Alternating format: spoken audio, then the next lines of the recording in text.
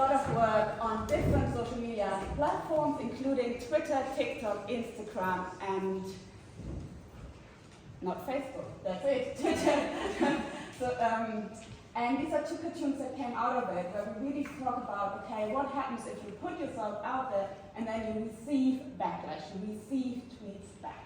And the project, or the part of it that I mostly worked on, was really about what narratives do people like Andrew Tate or the gender movement, anti-gender movement tell about gender? What is the story they tell? And we scraped data from around 100 different civil societies, including pro-gender equality societies and a lot of anti-gender equality societies, and I will mostly focus on the anti-gender today, this short overview. And when I mean anti-gender, it is civil societies who oppose gender ideology. Whatever that means, they oppose gender ideology, they oppose gender equality, they oppose feminism, and they oppose LGBTQ+ rights. And the way we look at it is a lot of it is semiotic violence, which refers to violence by using images and language to put people down, to degrade them, to dehumanize them, to make them delegitimate in our system. And when I mean narratives, humans are storytellers. We don't answer our questions on a scale from 1 to 10. When I ask you how you're feeling, you're not saying 5, or really. You tell me a story, you're like, oh, I had a good breakfast, I'm having a good day. So a narrative is a story we tell. A story we tell about LGBTQ+ people, a story we tell about politicians, the story we tell about them, the narratives. And here are some of the things that we found. These are not my personal opinions, these are tweets. And so here, for example, it is by the anti-gender movement, and they write, women's safety is sacrificed on the altar of gender-neutral mixed spaces. Or many in favor of abortion claim to advocate for women's rights. Meanwhile, they are murdering baby girls. So it's a very intense language. Abortion is equalized with murdering. Women's safety cannot exist in the same space of rights for LGBTQ+ people. But also we have really nice cartoons. So the mom is asking, also nice, the mom is of course asking the little kid, how was it in school? And the little kid throws out a rainbow, because schools are basically just places where you indoctrinated and stuffed down with LGBTQ+ agendas, according to these movements. Or here we have the Trojan horse, a story I guess you're all familiar with.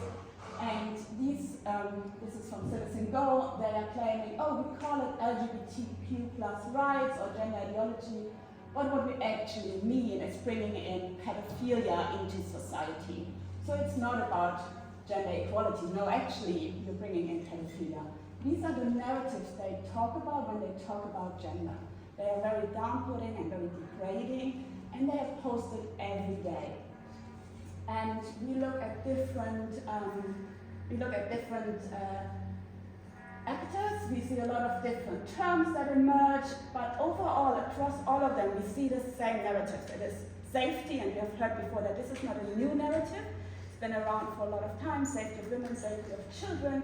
We hear a lot of Trump's rights are equal to tyranny, no one is allowed to say anything anymore. I'm sure everyone has heard the term, I don't even know what I'm allowed to say anymore. All that is what we see online. There are big questions also related to Disney. If you know Frozen, there is a character in it called Elsa. Elsa is the queen, but Elsa does not have a husband. So a lot of anti-gender movements were very worried that there's a character, a female character, a queen without a partner. But we don't only look at these anti-gender movements, we also, especially my colleague Nora Schulten and Michael Hunklinger in the back, they immerse themselves into the European election, looking what kind of hate do politicians perceive, and they follow them online. They follow them online for 8 weeks, reading the tweets that they get during the European election 2024. And one thing we find is that both men and women that get gendered hate, but it differs in the quality. So men are often called disgusting, they receive a lot of queerphobic hate and the claim that they abuse power, while women, they don't belong in the political space. They are naive, they are not strong enough, they are not political figures. So they are put down, men are insulted, due to their abuse of power. Please talk to them if you want to know more. It's really interesting findings. But I want to end with policy recommendations and have a bit more time for that.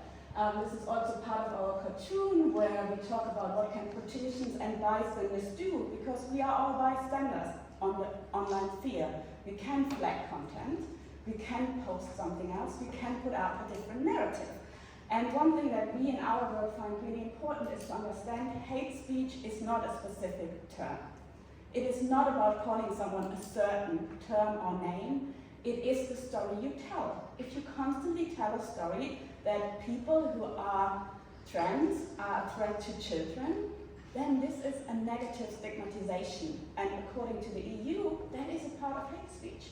So you cannot find this with an automated process necessarily, but if you read the narrative, if you understand the story, you can see where the hate comes from and how it is implemented within kids, how young minds who educate learn these narratives.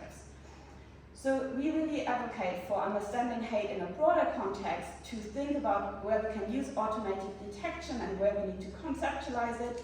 But also we really think that EU politicians or politicians in general, maybe the politician from Salzburg has an idea as well, need support and how to cope with it. Because what the research with the EU elections is showing is they just disengage. They are on social media because it's a big platform, but if you have hate all the time coming at you, and all of us in the project also experience just reading it gets you down. It's not a fun job to do on some days. So we need coping strategies, and we need to support politicians and support each other by how to deal with these strategies. And we do think we need better understanding of civic education and bystander training to really show, what should I do if I see these hate tweets? Should I just put them aside and be like, whatever, like this one, I'll finish up in a second. It's just one, it is not just one, it's daily and it's repetitively, and so it is important that you flag it, that you name it, but also that you speak to each other about it and be like, this is not okay. It's not an okay narrative to spread about a person. And with that, I am done. Thank you very much. And